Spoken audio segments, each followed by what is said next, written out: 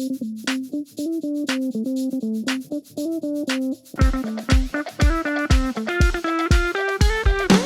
Unpacked season once again, and Samsung invited us here to their head office along with other content creators to check out the new lineup. Now, there are a lot of things to check out, from the brand new design and the brand new cameras, and that's all gonna be in this video, so let's get to it.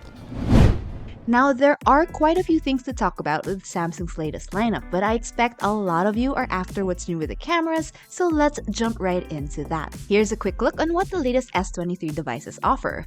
We can see that this year's highlight, that 200 megapixel camera, unsurprisingly remains exclusive on the S23 Ultra.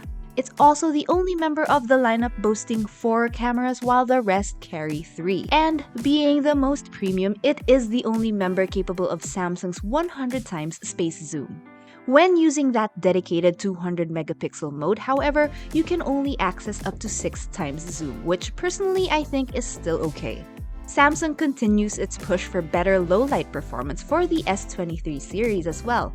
Night selfies and night portraits are supposedly now much better thanks to the help of AI and improved dual-pixel technology. Since we were stuck in the studio, we really couldn't find a proper place to test out these claims, but here are a few attempts.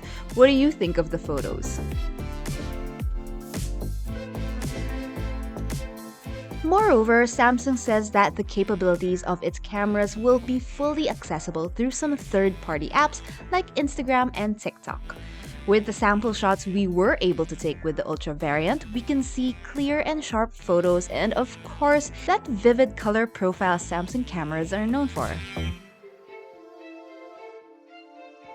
That 100x zoom though didn't impress me right away, though I assume it would perform much better in more suitable lighting conditions. As for video, all members of the lineup are able to record up to 8K 30 FPS with crowd favorite features like ultra slow motion. And with improved optical image stabilization, we also have much smoother videos with barely any ghosting, even when handheld. This goes for both front and rear cameras, which you can easily switch to and fro, as you can see in this sample. But high-quality photos and videos are quite a given for Samsung flagship devices, don't you think?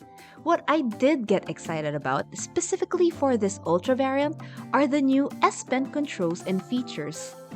With the intro of One UI 5.1, you now have added controls for the camera using S Pen air gestures.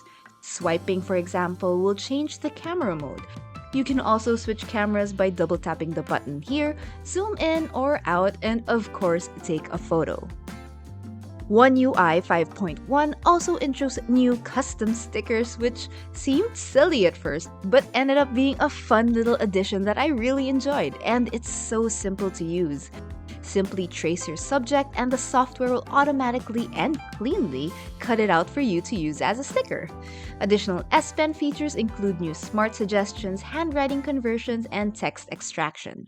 Well, that about sums it up for the cameras and a little bit about that S Pen too. So let's move on to the next most obvious change, the design. That seamless camera module we saw on last year's Ultra variant is now the standard design across the series. More importantly, all colors are now available on all variants. Yep, no exclusives here. The Ultra variant towers over the rest and stands out with its angular edges and a curved 6-inch display. Remaining nice, bright, and detailed, you're still getting that stellar display experience provided by the device's top-tier specs. And it's perfect for this new feature that allows you to use videos for your lock screen. Pretty cute! Across all models, a combination of Gorilla Glass Victus 2 and Samsung's Armor aluminum frame assures a tough exterior, providing scratch and drop resistance. And in its continued efforts for sustainability, this year's devices are colored with natural dyes and are also built with eco-friendly materials such as ocean-bound plastic. Recycled paper is also used for its packaging. Now, what about its battery?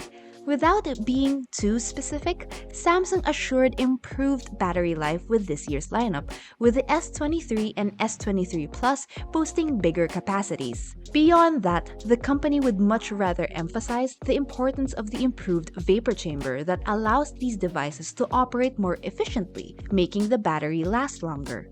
That should work well with the Snapdragon 8 Gen 2 processors that will power the entire lineup. Yes, we have all Qualcomm chips this year. And with these powerful chips in place, there should be barely any problem, if any at all, with your day-to-day operation.